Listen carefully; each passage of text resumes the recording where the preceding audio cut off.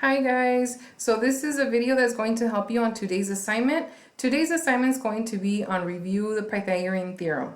Now I know yesterday we started reflections, but I want to be able to go over that with you guys. That's the reason why I chose today to be just a review day. Okay, and so the Pythagorean theorem, we learned it back in the beginning of the semester, and we use the Pythagorean theorem whenever we're looking for a missing side of a right triangle. Now I see right here I have a right triangle and I also have a missing side. I don't know the distance from this vertex all the way to that vertex. So that is what I'm actually trying to find, and the Pythagorean theorem is going to help us do this. Now, what is the Pythagorean theorem? Now, if we do not remember, I do have the formula chart posted in your Schoology page. So if I go and I open up that formula chart,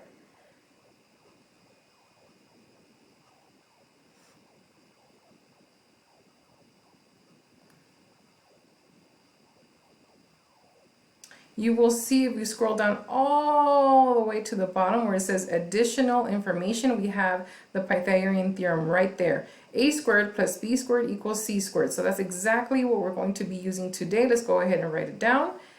A squared plus b squared equals c squared. Now a, b, and c are the side lengths of a triangle, but specifically c must always be the longest side. And in a right triangle, the longest side is always located across from the 90-degree angle.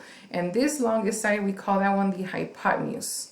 Right, this is what we call the longest side, but when we use the formula, the side lengths A, B, and C, always the longest one has to be labeled C.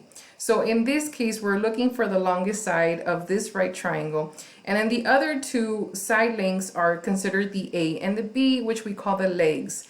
And it really doesn't matter the way that we label A and B, because these are what we call the short sides of the right triangle. And we are only concerned that we are pointing at the longest side right here. So I know I'm looking for the longest side. So I'm going to go ahead and label this one. I can label this one A, and I can label this one B. But to be honest with you, we could have switched those around and we still are within the requirements of this formula. The only thing that is required in this formula is that the longest side length always has to be C.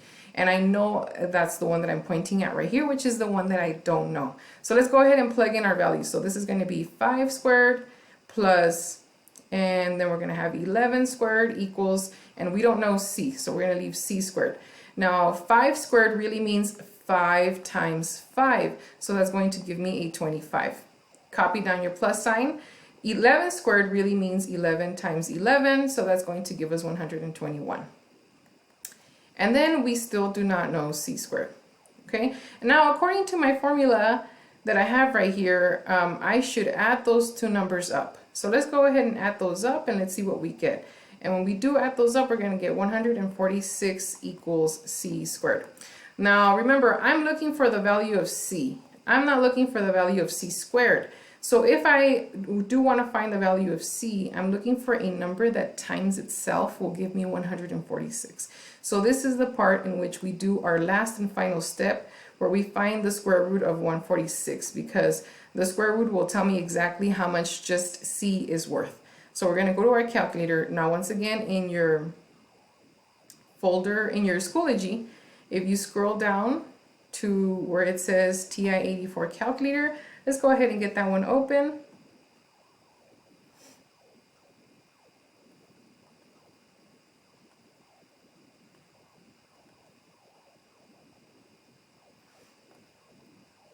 And so we said we needed to find the square root. Now, how do I find the square root on this calculator? Now, notice that the square root is right here in this little blue mark right here, and it's at the top and it's in blue. So I need to go ahead and press the blue key right here and then press there, and the square root is going to show up. And now I get to type in 146, and I'm going to press enter. Now I get this long decimal because this is an irrational number, but I want to go ahead and round. Now in the classwork, I'm asking you to round to the nearest tenth, which means 1 decimal place value. So if I look at the tenth, which is a 0 at the moment, I look at the neighbor to the right, that is an 8. So that neighbor is going to make me round up to a 12.1. So in my work, let me go ahead and say this: the square root of 146 is approximately 12.08, and let me see, what else was it? It was also 304,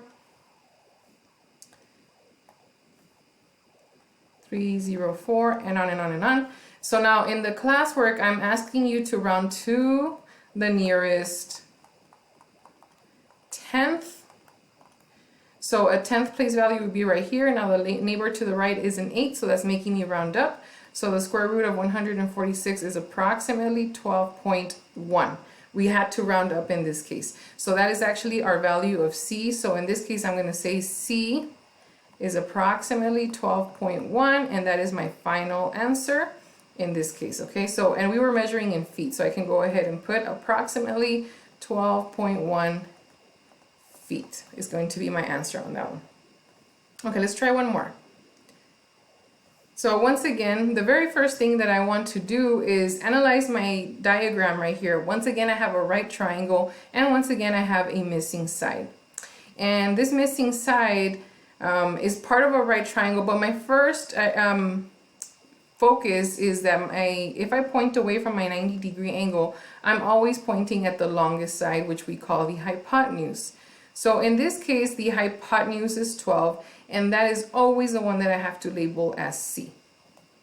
So I'm going to go ahead and write my formula: a squared plus b squared equals c squared.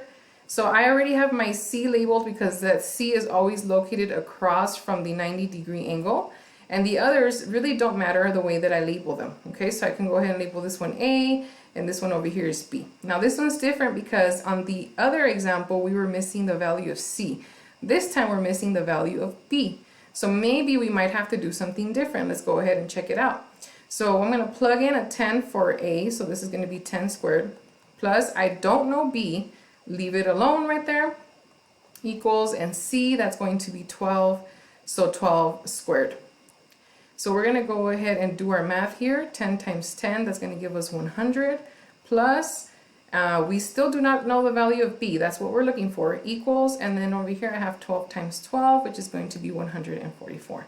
Now this setup looks different because I do not have two numbers to add right here, because I don't know the value of B. So I'm going to have to do something different, and this is the case in which we're going to have to subtract to isolate the B, to get B by itself. So if I'm trying to find the value of B, let me go ahead and isolate it, get it by itself. So I'm going to go ahead and cancel out this 100. I'm going to minus 100 on both sides. So that's going to cancel out right there.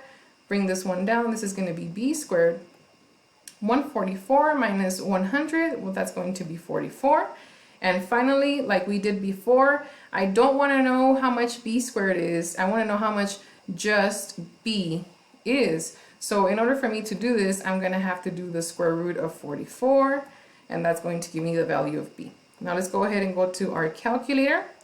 So I'm going to go, remember the square root is right here in blue, so I'm going to have to press the blue button in here, and let's go ahead and press 44, enter. Now remember, I want to round to nearest tenth, but let's go ahead and copy down a few digits. So 6.6332.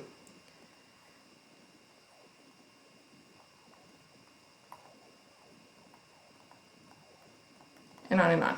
Okay, so we're going to go ahead and round to the nearest tenth, which means 1 decimal place value. Now I look over to the neighbor to the right of that 1 decimal place value, and the neighbor is a 3. So this time I'm going to go ahead and let it rest. So I'm going to say that B is approximately 6.6. So I'm going to keep it a 0.6 this time because the neighbor was a 3. It did not make me round up. So that right there is my final answer for the value of B. And so we're done, which is exactly what we were looking for. So this is approximately 6.6 centimeters in this case. Now remember, the difference is in this one we were looking for one of the short sides.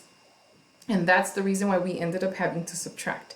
On the other one, we were looking for the longest side, and that's the reason why we ended up having to add. Of course, in both cases, though, we do have to find the square root in order for us to find just that value of either C or just that value of B. Okay, all right, so this was a short little review. Now, if you go to your folder in Schoology, I put up an assignment.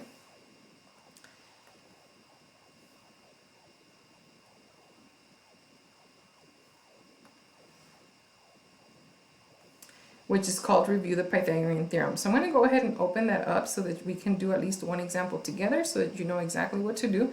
So on yours, you should have the option to open up the document. So you're going to go ahead and open up that document, and it looks like this. Now, of course, you don't have somewhere to do your work on here, so you want to make sure that you're doing it on a separate sheet of paper. Now it says find the missing side length, round your answer to the nearest tenth. So on a separate sheet of paper, you're going to go ahead and do your work. Now let's go ahead and do number one together, and then we're going to go ahead and stop right there. So number one, we're going to do it in our sheet of paper. So I'm going to pretend I have my sheet of paper over here, and I have a 90-degree angle right there. And if I point away from it, I would be pointing at the 5. So I'm going to go ahead and draw my triangle right here, something like that. I have a 90-degree angle right there, and I'm pointing at the 5, and I have a 4 right here. And I have that missing side length right there. Now it does ask me to round to the nearest tenth, so let's go ahead and make sure that we're doing that as well. So we have a 90-degree angle, and we're pointing, remember, if we point away from the longest side, we're always pointing, if we point away from the 90-degree angle, we're always pointing at the longest side. So this is going to be our C. And then I'm just going to go ahead and label this one A and B. So let's go ahead and write our formula. A squared plus B squared equals C squared. And so we're going to plug in our A, which is a 4. We don't know B. And we do know C, that's 5 squared. So we're going to do our math. 4 times 4, that's going to give us 16. Plus, we don't know B. 5 times 5, that's going to give us 25. Okay, and let's go ahead and decide, are we going to have to add or subtract on this one? So do I have two numbers to add? No, I don't. So I'm going to have to go ahead and solve for B again. So I'm going to minus 16 on both sides, minus 16. That cancels out right there. Bring this one down. This is going to be B squared. And over here, I'm going to get a 9. Final step is always to do our square root. So B is going to be equal to the square root of 9. And I go ahead and go to my calculator. That one's actually kind of simple, right? But just in case. So once again, square root of 9, enter, and we get exactly 3. I don't have to round on this one, okay? So B is exactly 3. And so that's exactly my answer over here, the missing side that I had. So let's go ahead and go back to our assignment here. I'm going to go ahead and type in a 3, and notice how it did turn black. So if I look at my pixelated picture, some of the squares started to fill in. So when you're answering these questions, if it goes from a red to black, that means you got it correct on the text right here. And also if you get some pixelated little boxes colored in, that means that you got it correct. Let me show you an example as if we pretend like we got this wrong. If we'd have gotten this wrong, like for example, let me just type in a 5. Notice how it stays red and none of the picture gets filled in. So I know I got this wrong. So let's go back and input our correct answer one more time. That is our correct answer. It turns black and we get our pixelated picture filled in. Now by the time that you do the entire, all of the questions all the way to number 15, you will reveal the picture that is hidden in those pixels. All right, so if you have, go ahead and do this on your own and finish numbers 1 through 15. If you finish early, go ahead and work on Alex. Okay, see you guys.